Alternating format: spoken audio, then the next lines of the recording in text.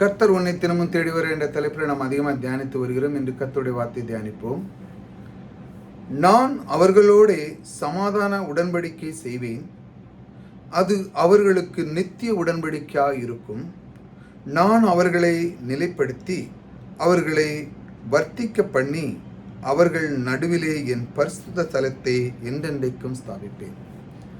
இந்த தேவன் நம்முடைய அன்பு தேவன்.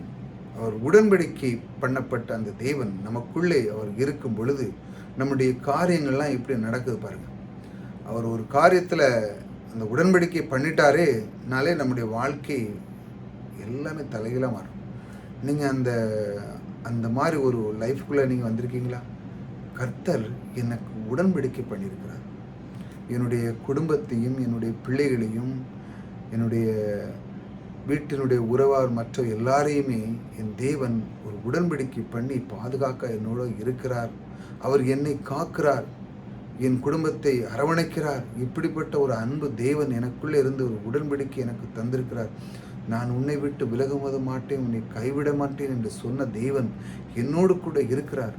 அவர் சொல்லுறார், நான் உன்னை ஆசீர்வதித்தே தீர்வேன் அப்படின்னு சொல்லி அவர் என்னை கங்கணம் கட்டி கொண்டிருக்கிறார். நான் உன்னையோடு தான் இருப்பேன், நான் உனக்கு எங்கு சென்றாலும் நீ செல்வ செழிப்போடு இருப்பாய். இந்த உலகத்தில் இந்த பூமியில் நீ எங்கே இருந்தாலும் என்னுடைய கிருபை என்னுடைய அன்பு உனக்குள்ளே எப்பொழுதும் இருக்குன்னு சொல்லி இந்த மாதிரி நீங்கள் அறிந்திருக்கீங்களா? இதை நீங்கள் பெற்றிருக்கீங்களா?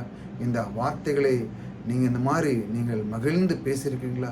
இப்படி பேசும் பொழுது உங்களுடைய வாழ்க்கையில் என்னெல்லாம் நடக்க பாருங்க.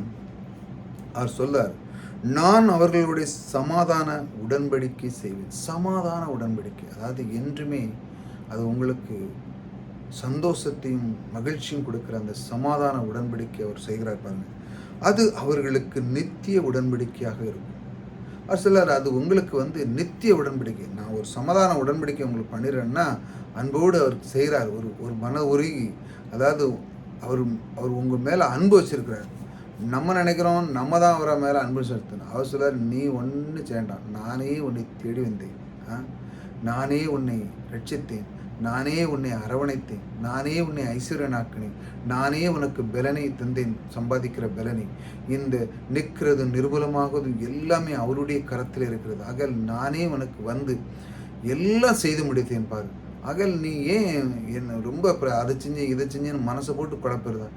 உனக்குள்ளே கொடுக்கப்பட்ட அந்த பூமி உலகத்தில் இருக்க வேலையை நீ சரியாக கவனமாக செய்தாலே போதும். அதுதான் மிகப்பெரிய ஒரு ஊழியமே பாரு.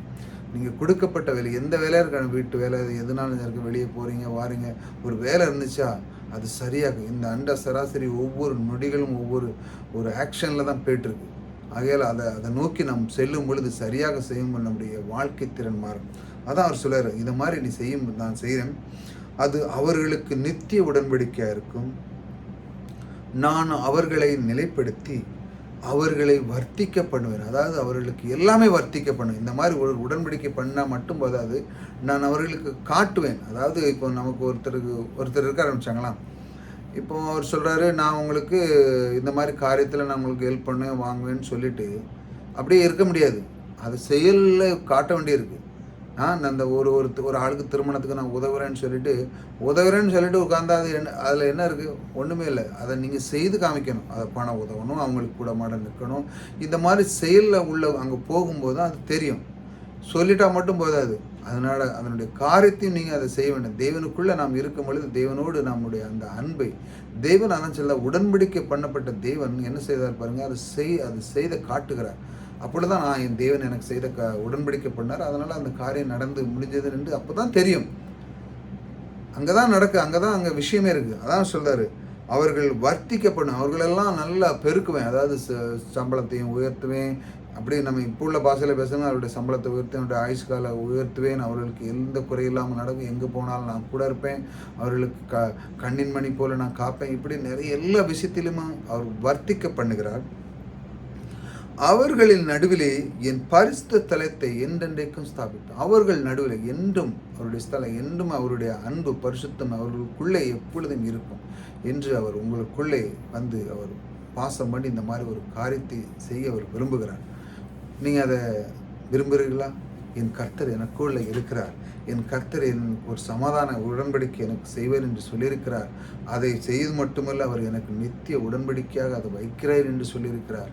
அது மட்டுமல்ல, என்னுடைய வாழ்க்கையிலே அவர் என்னை வர்த்திக்க பண்ணுகிறார். என்னுடைய பொருளாதாரத்திலும் என்னுடைய ஆயுசு காலையிலும் எல்லாத்தையுமே அவர் கூட்டி தருகிற தேவன் எனக்குள்ளே இருக்கிறார்.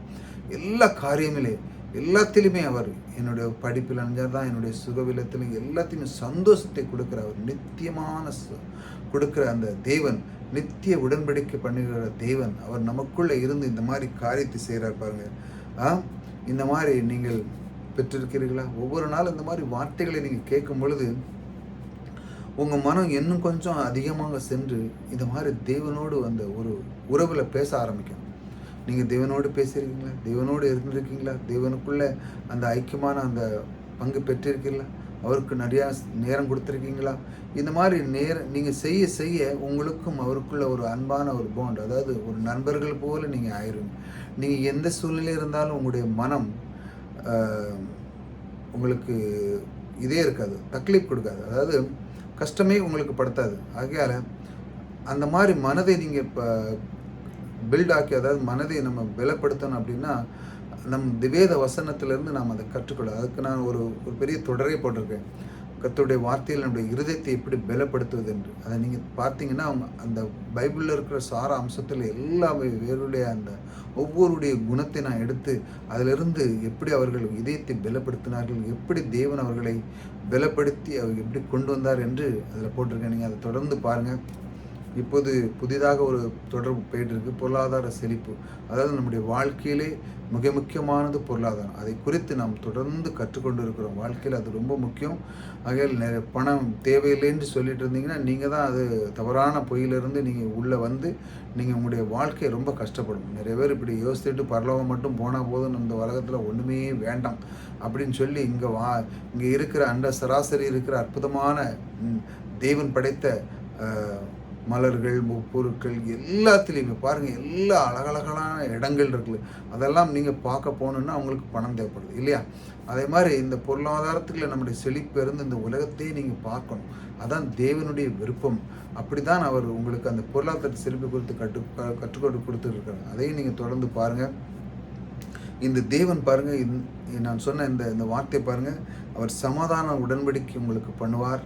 அவர் நித்திய உடன்படிக்கை உங்களுக்குள்ளே பண்ணி உங்களுக்கு ஒரு குறை வைக்க மாட்டார். உங்களுடைய வாழ்க்கையிலே எப்பொழுதும் வர்த்திக்கும், அதாவது குறைவே இருக்காது. எல்லாத்திலுமே நீங்கள் செல்வங்களுக்கு குறைவே இருக்குன்னு நீங்கள் யோசிக்கிங்களா?